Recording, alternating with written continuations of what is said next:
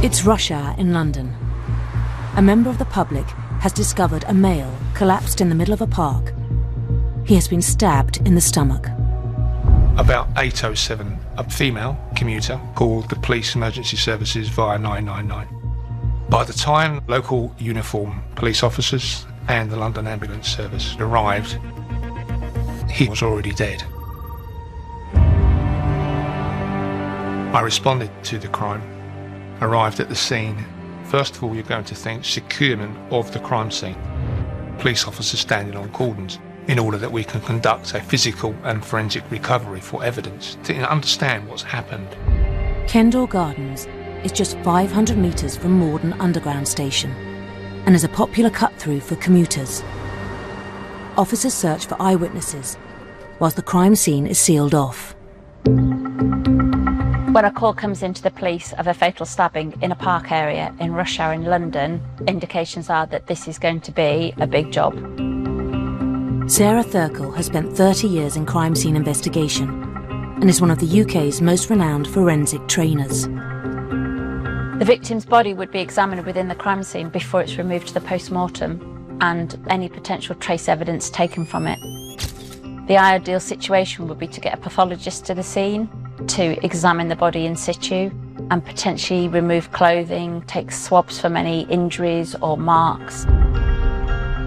In a parkland area, this would cause a lot of issues because it's obviously an open area. You've got the problems of the weather conditions, lighting conditions, members of the public that are able to view where the body is, the press that's going to turn up.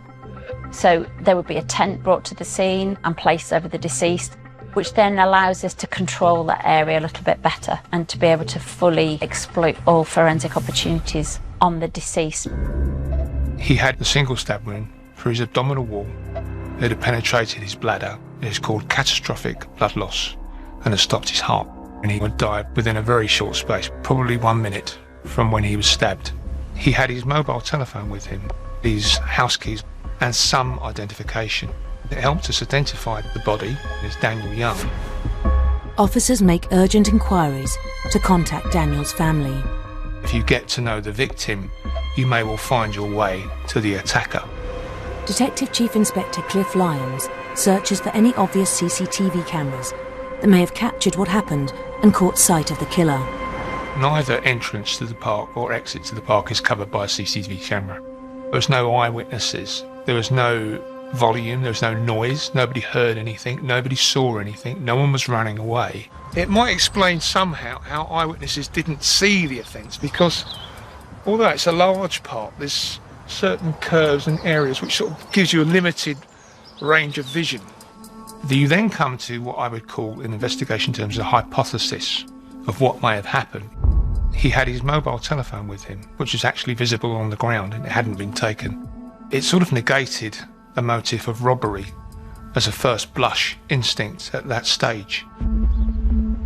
There wasn't any obvious signs of defence injury. He hadn't had any time to thwart his attacker. So it would indicate that he was taken by surprise, either by someone he knew who got that close, or someone who just took him by surprise. You have a young man lying here at that time in the morning, a brazen killing. It could have been a drug deal that had gone wrong. It could have been a jealous lover, a disgruntled ex-employee. It could be someone who had a grudge against Daniel. It could have been some sort of statement murder. But the point is, we just didn't know. We had no clue at that stage. Everything was on the table. In order to be able to stab somebody, the offender has to be quite close to the victim. So not only would there be potential for blood transfer, but also for fibre transfer between the offender's clothing and the victim's clothing. So it's really important for the victim's clothing to be preserved as much as possible for any trace evidence that might be on them. The park area would hold a huge amount of potential forensic evidence that may or may not be linked to the victim and or the suspects. A decision would be made to shut the parkland area and a fingertip search to be conducted. Looking at the stab wounds on the victim with the pathologist, is it possible to ascertain the size of the knife? That therefore then would narrow down the search for a potential knife. In order to take on a crime scene of this size, it's going to take days, sometimes weeks, to search. You can see a huge amount of undergrowth. I was able to secure the services of 2 specialist search teams, which are called pulsar teams. So we would radiate from where he fell. It was important for us to secure evidence because we had a man on the loose who clearly killed one person. The danger was that he could go on to offend and hurt more individuals. Having taken all the samples in situ, Daniel's body is transported to the mortuary for a full post-mortem examination. Officers have managed to track down Daniel Young's family, who live 200 miles away in Devon. I got home, I walked in and I knew something wasn't right. My oldest brother, Chris, and my mum were sat on the sofa, and I can still see Chris saying it now. Dan's not with us anymore. Everyone was in a state of shock. No one actually knew what had happened. The only scenario we could come up with was that he was going to work and he had sort of smart clothes on and had his bag with his laptop. That it was a mugging or something like that, but then that was quickly quashed when the police said all of his belongings are still on him. It's a feature of many murder investigations, but you have to keep an open mind that they would normally know the identity of their attacker. And because of that, we will intrusively look at the life of the victim. Originally from Devon, Daniel had moved to London and had started a new job as a university lecturer only the day before he was killed. His house is less than 100 metres from where he was murdered. When the police started to look into Dan and Dan's life, they could easily tell that Dan wasn't someone that was in a dodgy crowd or anything like that. What we came across was a young man. He was successful in his career. He got himself a good degree in hospitality, and he got himself a really good job working for Coventry University on their London campus as a lecturer. This was only his 2nd day at work. We were kind of racking our brains thinking, it could be people we've worked with, we've had disagreements with. When we were kind of going through each person, we couldn't think of anything significant enough that would warrant this sort of action. For it to happen so close to his house, we were just like, it can't be someone who he knows. It's got to be something random. The specialist search teams continue to comb the vast crime scene for any evidence that will help them identify the killer. Just as Cliff's team have the crime scene under control, news of a disturbing development comes through from the major incident room. I was alerted that there'd been a previous stabbing within an hour prior to Daniel's death, which was non-fatal, but was a mile away and was just after 7 o'clock in the morning. Both incidents on their own are highly unusual for that time of day, but incredibly unusual to be so closely linked in time of geographical distance and the time. When it becomes apparent that there's been a second attack, this then would escalate the police response, not only to preserve members of the public, but also to preserve a potential crime scene. There's a killer on the loose who may well strike again.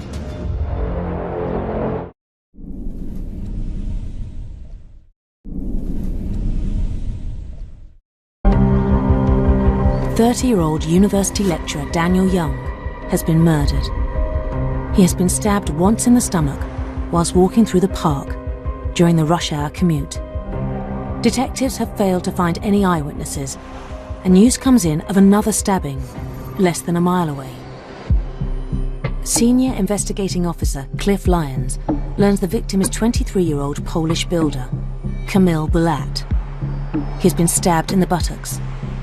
Kamil was just going about his daily business. He was a builder. He was unloading and loading his van. He didn't see his attacker, couldn't provide us with description. Kamil is rushed to hospital, and Cliff and his team now have another vast crime scene to deal with. Extra resources are called in, and the detectives plot a timeline between both the stabbings. Time parameters within 1 hour and the unusual timing of those offences seemed to me that these offences could be linked. This perhaps where the killer had had an attempt, had tried something, and perhaps wasn't satisfied what he had done, and he carried on roaming and looking for his next victim. The local community is full of fear and worry. All they know at this stage is that somebody is going around carrying out random stabbings to strangers in the public. It could be that this person is experiencing a heightened sense of power and control over the local community. The police are under immense pressure because there could be another attack at any time. In general terms, if it's a stranger attack, there are more likely to be psychiatric issues. But it's, of course, very difficult to track these people, particularly when there's no relationship between the person and the person they've killed. Of course, there's a public safety fear that potentially you've got somebody out there who'd stabbed one individual and then gone on to stab another individual and was still at large. The various route options between both crime scenes cover more than a square mile. The difficulty with the crime scene parameters is that you have scene one, stabbing of Kamel, which is a public space, a road, so we have to secure that. The park where Daniel fell is another crime scene. It's the route between those two scenes. That will be in a natural route that the suspect or suspects would have taken. I would consider that a crime scene as well. And when we interpret the amount of time it took from get to scene one to scene two, it doesn't take an hour to walk that route. Perhaps the killer waited in places for people until he selected his next victim. So you look at a very large physical search and a very large CCTV harvest. You could take various different routes, is the other issue. You could also take public transport. You could drive, you could cycle, or you could walk. And that was hundreds of thousands of hours of CCTV. The second part of that strategy was viewing it. There was no point realistically in viewing it at that stage because you didn't know what you were looking for. And we also didn't know what the suspect looked like. And also, neither entrance to the park or exit to the park is covered by a CCTV camera, only the periphery. It is possible to go to and from the park and not be detected at all. But there was a priority because we knew the route that Daniel Young had taken to the park. And that was important because we wanted to establish the time he had arrived at the park. We'd be able to narrow down more the time of his stabbing and the likely route that the suspect took. And by doing that, he was picked up, Daniel Young, at 7:57 a.m. on a CCTV camera going towards the park. DCI Lyons plots a timeline using the CCTV digital timestamp of when Daniel is last seen alive. The call came in to the police, his body being found at 8:07. That gives us a 10-minute parameter. We're able to narrow that down even further because I had the officers walk from where we picked Daniel up on the CCTV camera into the park to where he fell. So we now had a 2 to 3 minute window of when Daniel was likely stabbed. We weren't able to pick up a suspect or anybody whatsoever who'd followed Daniel into the park, which indicated perhaps that his killer was already in the park or had got to the park through a route that was not covered by the CCTV camera, which is also possible. The results from the swabs taken from Daniel's clothing and hands are back, and there are no foreign DNA profiles. It was such a rapid attack. There was absolutely no trace evidence of his attacker at all on the body of Daniel Young. The lack of trace evidence in CCTV puts a huge emphasis on the search team to locate the murder weapon. We had officers working double shifts in order to search through here. We had 2 search teams because of the enormity of the task. It's really important to locate this knife. Finding a knife that potentially might be linked to a murder and attempt murder of 2 individuals is crucial in the investigation. There's potentially fingerprints. And also, on the handle, you may well be able to find the offender's DNA. The decision will be made as to what level of detail are we going to recover items to. Are we going to recover all cigarette ends, or drink bottles, or footwear marks to try and put somebody in that park? And the other challenge as well was that in some of those streets and those areas, there was a refuse collection that day, which meant that the bins would be collected. And it is possible, and has happened in the past, that suspects have deposited weapons in bins and they've ended up in a landfill site. So that became more of a priority to search the bins. The detectives have very little to work with, but they finally get a much-needed lead. There was some eyewitnesses who described an individual loitering in the park, and one particular witness said that they got a bad vibe off an individual, a sixth sense if you like, and they gave them a wide berth. But those descriptions were so wide and varied I couldn't attribute that to any particular individual. It didn't help us piece together a build or a height or manner of clothing of an individual who may be responsible. But what it did establish, perhaps it was a likely scenario that someone had been in the park and was waiting, and perhaps waiting for a victim. Despite the discrepancies in the eyewitness accounts, one common denominator is the location this male was seen. It's a possibility that our attacker could have been waiting on one of those park benches. And it's also those park benches where we secured quite a number of cigarette butts. Those cigarette butts were submitted for analysis. Cigarette ends are a really good source of DNA because they're placed in somebody's mouth. It's the buccal cells that are in the saliva and also cells from the lips that are retained on the end of the cigarette end. If the cigarette's been smoked by somebody who's on the DNA database, then a profile from the cigarette end will be loaded and that would come up with a hit and come up with a potential name. A name would give the police a lead, some intelligence, and then someone would be arrested or questioned as to have they been in the park, potentially are they linked to the murder of Mr. Young. And from that we identified some people that those cigarette butts belonged to. Through extensive inquiries, we were able to eliminate them from the inquiry that they were innocently in the park at different times and had nothing to do with Daniel Young's murder. We were in a situation where no one saw what had happened either to Daniel Young or to Camille. But we were really, if you like, clutching at straws. We didn't know who this killer was, and we were fearful that this killer was at large and may well go on to cause further harm and injury to the people of London. For Daniel's younger brother Tom, the situation becomes increasingly difficult to comprehend. We still couldn't piece together what had happened. Couldn't move past the fact that we couldn't pick up the phone and speak to him, and we were still in that early stage of shock. Dan, in a nutshell, he was just the best big brother I could have asked for, really. Nothing was ever too much for him. He was always putting people first, helping everyone across sort of all his friends and people he's worked with. Even though he was in London or all over the world, you could always message him, ring him, wherever, and he would always try and help in some way, shape or form. He loved to travel and those experiences. As he was coming up to his 30th, he's done a lot in such a short amount of time, so he was realising actually I need to settle down and look at what career he can have for a long time. He was really into his education, studying, and when he announced he had the job as a lecturer, I think we were all really excited to see where that was going to go. We could see what it meant to him as well. He was so happy and so excited to help others and provide all that education for people to sort of follow his path as well. He was really keen to pass that on. And when we found out how he had actually died, our minds were just racing and we were worried that there might have been more people that morning that had been harmed and maybe hadn't gone to seek treatment or could have been sort of dead somewhere and people don't know where they are. As the forensics continue to comb through both crime scenes, another 999 call comes in. A phone call had been received to the police. An individual had claimed that there'd been a stabbing in a location nearby. Police responded to that. We've now had 3 stabbings within a very short period of time, within a very small geographical area. That definitely ramps up the investigation to another level because effectively there might be a serial killer out on the loose with maybe more bodies that have yet to be discovered.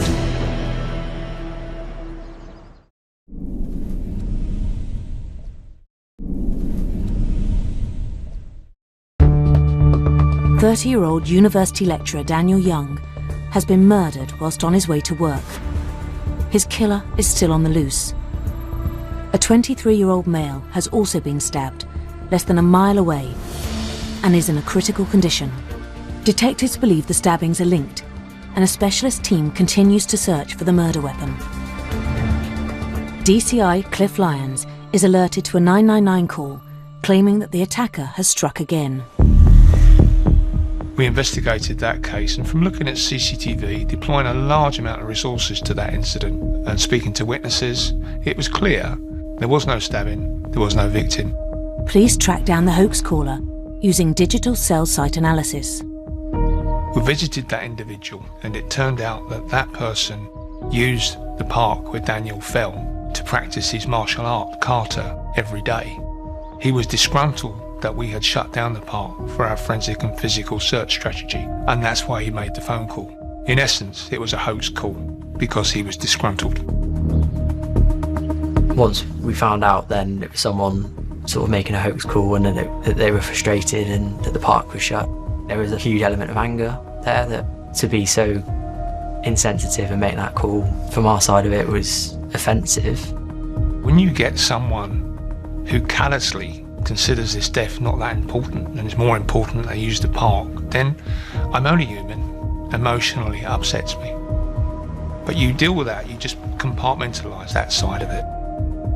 The man was arrested, his house was searched, and he was interrogated at length by detectives, before eventually being released without charge. At the crime scene, the teams have been extensively fingertip searching the area and have made a discovery. The search team found a knife with a 10-centimetre blade. This was buried, barely visible, in undergrowth at the edge of the park, approximately 90 metres from where Daniel fell. It wasn't immediately visible that the knife had blood on it because it wasn't a blood-stained knife. Blood can be microscopic, and when blood dries, it looks and does have the appearance of rust. But there's something you can do at a crime scene. It's called a presumptive test, which you can test for the presence of blood. One of the tests that most police forces use is called a Castle-Meyer test. It uses several different chemicals. It uses hydrogen peroxide, ethanol, and a chemical called Castle-Meyer, which is a phenolphthalein-based chemical. And it effectively works on the hemoglobin of the blood, so the iron part of the blood is detectable. A small swab is taken from an area on a small bit of filter paper. Hydrogen peroxide is added to that small area, and then KM is dripped onto the same area. If it's positive for blood, that turns bright pink in colour. And that particular knife did test positively for blood. That knife was examined urgently by the laboratory, and it was with the scientists within 1.5 hours of the discovery. We were told almost straight away that they had found a knife in the park. The liaison officer said it was quite difficult to find because it was quite a thick bit of hedge that it was in. Found out there wasn't much on it, so they have to send it off to do certain DNA testing and use quite cutting edge technology because of such a minimal sample that was on there. So we didn't get ahead of ourselves and didn't start thinking that's it, they're going to find someone.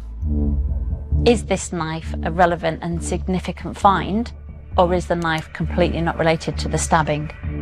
People do carry knives. This knife found in the parkland could be just a discarded knife from a completely separate offence and have nothing to do with the murder of our victim. There's several ways that we could examine this knife. There may well still be blood on the hilt of the knife where the handle meets the blade. There may be traces of blood on the handle, and also there may be traces of blood on the blade itself and on the tip of the knife. Everyone's DNA is quite similar, but there's certain areas of DNA that are slightly different within individuals, and it's those areas that are targeted within the DNA profiling, and it's those areas that we're able to prove that that DNA is unique to that individual. The statistics on getting a DNA profile could be up to 1 in a billion. I mean, 1 in a billion is like, it's got to be you. We'd taken a DNA sample from Daniel, and we'd also taken a DNA sample from Camille. And we asked the laboratory to look at that control sample at the same time as Daniel's to establish whether his blood was on the knife or not. And it came back that Camille's DNA was present on the knife. And it also confirmed that this blood was the blood of Daniel Young.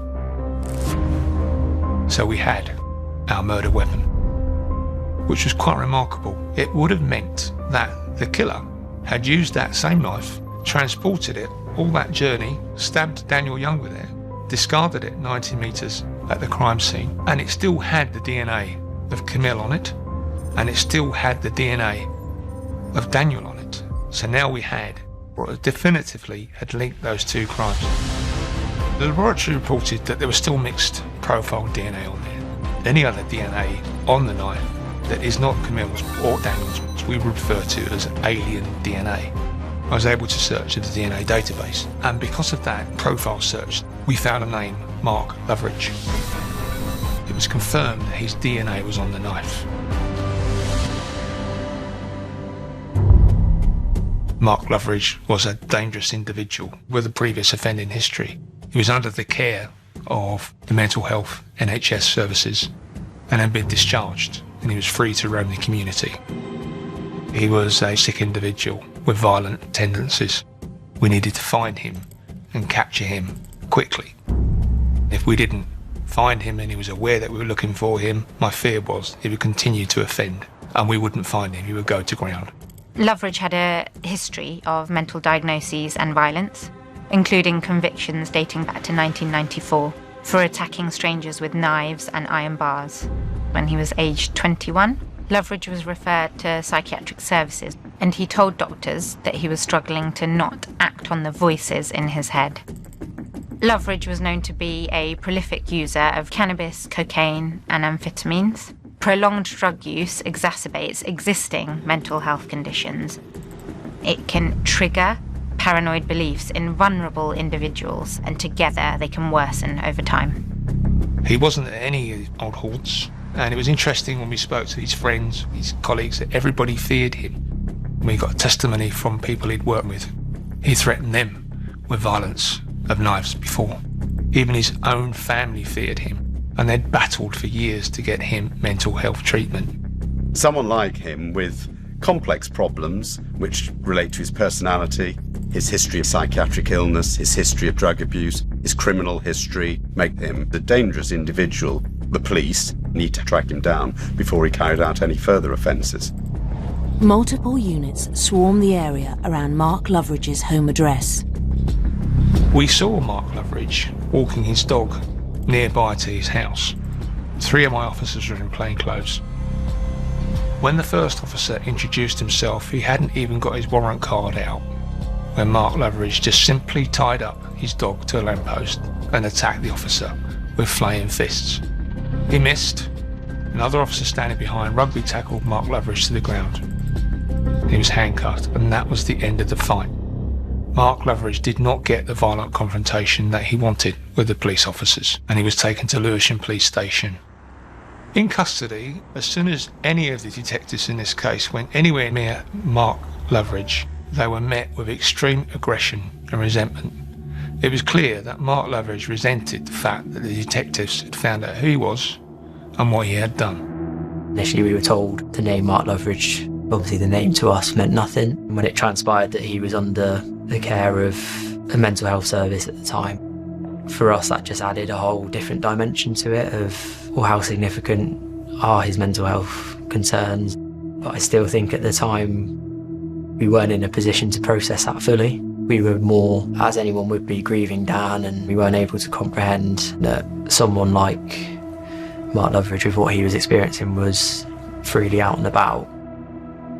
The interview process was hampered because as soon as my detectives got anywhere near him while he was in his cell, he would barricade the cell, ask for a violent confrontation, and when we did actually get in the cell, he'd then urinate towards us and make threats. So Mark Loveridge was very difficult to deal with, but eventually we did interview him. He maintained from a very early stage that he was innocent and that we, the police, in particular the detectives in this case, had fitted him up, in his words, and framed him.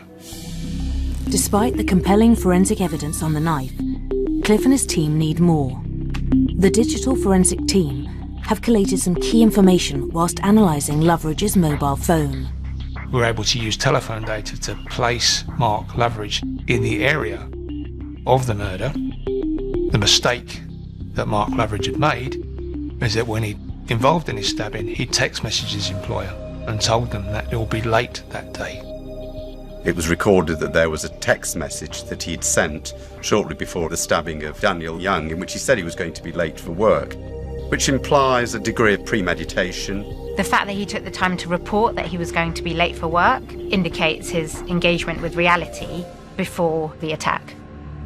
He was careful and cunning to commit this crime when nobody was looking. And when he made good his escape, walked away, so no one noticed him walking away. He didn't run away. No one saw a man running ever.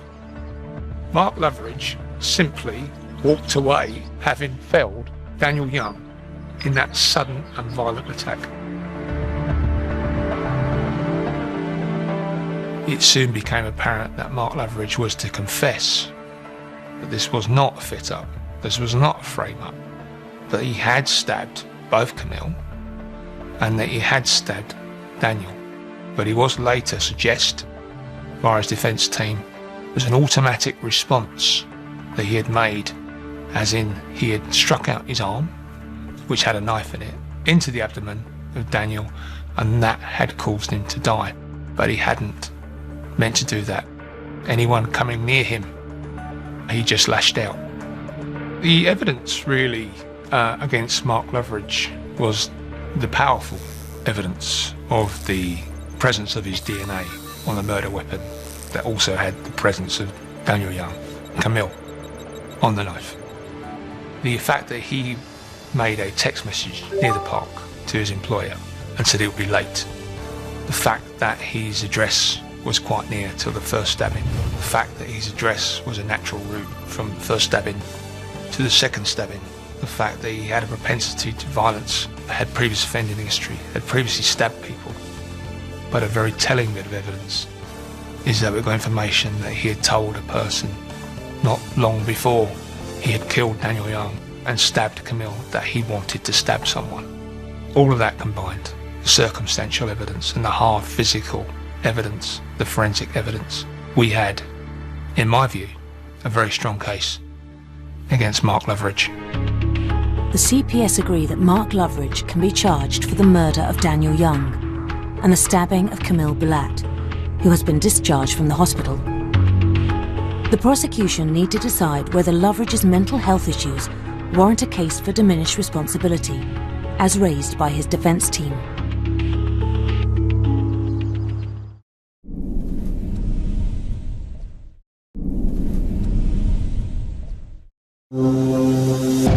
Mark Loveridge has admitted to killing university lecturer Daniel Young and stabbing builder Camille Bullat. His defence team have presented a case of diminished responsibility. The Crown Prosecution Service must determine whether they agree or not. In the usual course, the defence will always instruct their own expert who reports independently and reports first to confirm whether he's suffering from an abnormality of the mind, so to speak. And his psychiatrist confirmed that he was suffering from paranoid schizophrenia, and therefore Mark Loveridge had the partial defence of diminished responsibility available to him. Subsequent to that report, Dr. Philip Joseph then prepared a report on behalf of the Crown Prosecution Service. What I have to do is undertake a comprehensive psychiatric assessment. So I go through his upbringing, his history of any psychiatric illness, his history of drug abuse, criminal history. I found him quite guarded, a degree of hostility. There was a potential for aggression. He didn't really show remorse in the sense of expressing sorrow for the killing or upset about the victim of the offence. As well as talking to him in some detail, it's necessary to apply the wording of the Homicide Act to see if he fits the criteria for diminished responsibility. He himself recognised that his mental state was deteriorating in the period leading up to the killing. He'd stopped his antipsychotic medication, despite being encouraged in a letter to continue taking it, even though previously, some years before, he had apparently sought psychiatric help because he was worried that he might stab somebody. So it is likely that he had started to experiencing psychotic symptoms. Basically, hearing a voice telling him to stab somebody. Loveridge claimed the voices in his head said, "Get ready," and they told him that the first person he saw, who walked past him from a certain direction, was the man that he should stab. Voices in the head can be referred to as auditory hallucinations and can be a feature of schizophrenia and other mental health conditions. These voices can be threatening, persuasive, persistent, and involve giving orders to harm oneself or others. Now, in paranoid schizophrenia, it's not uncommon for individuals to experience single or multiple auditory hallucinations. And he is telling me that his arm instinctively went out and stabbed somebody. It's suggesting his mind not fully controlling his actions. There was a text message in which he said he was going to be late for work, which implies a degree of premeditation. Also, he went off to work that day, may well have been appearing apparently quite normal. He carried on living his life for a number of days before he was arrested. So it suggests that despite suffering from psychotic symptoms, he was able to conceal them and appear relatively normal to others. And that is something that people with suffering from paranoid schizophrenia can do. Overall, it was probable that he was suffering from a significant psychiatric condition at the time. So having agreed that the mental responsibility was diminished, a decision had to be made about how to deal with him through the courts.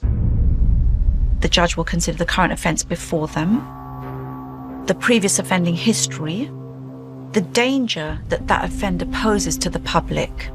It's a combination of factors, but they have to consider this very carefully when sentencing the offender. The court accepts Loveridge's guilty pleas on grounds of diminished responsibility for the murder of Daniel Young and grievous bodily harm for attacking Camille Balat. The judge stated that Loveridge was a dangerous man who posed a high risk to the public in the future. He sentenced him to life imprisonment with a minimum term of 15 years to be served in Broadmoor Psychiatric Hospital until he is deemed suitable for prison. Once he was leaving, I can still see it as clear as day as he was walking down the steps, and we locked eyes for, it was probably only a second, but it felt like an hour. It was unnerving. It was quite a surreal moment to actually look at him and to think that he was probably the last person that Dan ever saw. Loveridge is no longer a threat to the public, much to the relief of Daniel's family. But there are many questions that remain unanswered. We started to look more at the NHS side of it, and it isn't as simple as Mark was discharged and he was off his medication. There's a lot of emphasis on him to self-medicate. We felt that he had been failed just as much as Dan, and why is no one looking at this NHS treatment and care in the right way? Julian Hendy lost his father in similar circumstances and set up a charity to help grieving families like Daniel's to get answers and accountability. There are around 100 to 120 mental health related homicides in England and the UK each year, and a lot of the mental health related cases are of people who are generally known to services, and the services have an opportunity to intervene and do something to possibly prevent what's happening. I think most families want an apology for what's happened, and they want some accountability, that people actually put their hands up and say, the quality of care we delivered in this case wasn't up to standard, and we will make sure that as far as possible this can't happen again. And I find there have been repeated failures in the care of Mark Loveridge. I think they hadn't maintained the risk properly, they didn't make sure he took his medication, they discharged him too early, with the result that he was dangerous and at liberty and unwell on the day he killed Dan Young. With Julian's assistance, Daniel's family have persevered for accountability. 5 years after Daniel was murdered, an NHS assurance review was finally published. It confirmed that risk management was insufficiently carried out regarding Mark Loveridge, despite him volunteering himself for help on a number of occasions. The report also acknowledged that Loveridge was advised by a letter to continue taking his antipsychotic medication, something he ignored. There is a part of me that feels sorry for him and feels that he was let down by the system. People who are experiencing severe and significant mental health concerns such as Loveridge should be given the time, the resources and that investment that they need, not to be discharged and told on the discharge letter that there's a significant chance of relapse. Clinicians in A&E not being fully aware of him and his background. So there is a part of me that does feel that he's been let down. The report stated that clinical staff did not prioritise risk management that accounted for Loveridge's history of high-risk behaviour, and that they vow to implement changes based on their findings. Someone like him with complex problems which relate to his personality and his abuse of drugs and his mental illness requires labour-intensive psychiatric follow-up in the community, which is very hard to provide because of the depletion of resources and the number of psychiatric patients who do require that degree of follow-up. And there may well be issues about competence of particular mental health staff. There needs to be proper training, there needs to be proper assessment, appraisal, support of staff, being able to talk to other members of staff in more senior positions when they've got worries and difficulties with a particular patient. Daniel's family and Julian are determined that new protocols and measures are put in place to help prevent scenarios like this in the future. We have the same number of psychiatric beds in England now as we had in about 1860. And we've got 4 times the population and probably sicker people now. I think these things will continue. We do need to make sure that there's a cultural change about dealing with violence. Some more funding, I'm sure, would go a long way, would help. But, we need to start funding the prevention and not just picking up the bill at the aftermath. Being so invested in this and asking these questions really helps me to feel quite connected to Dan. And if I can help people not go through a similar experience, that's kind of enough for me. I know that we'll never fix it and it will never be a problem that just disappears. It would always be there and arguably possibly get worse with time as well. But I think now is a good opportunity to invest in it and to make sure we're asking those questions.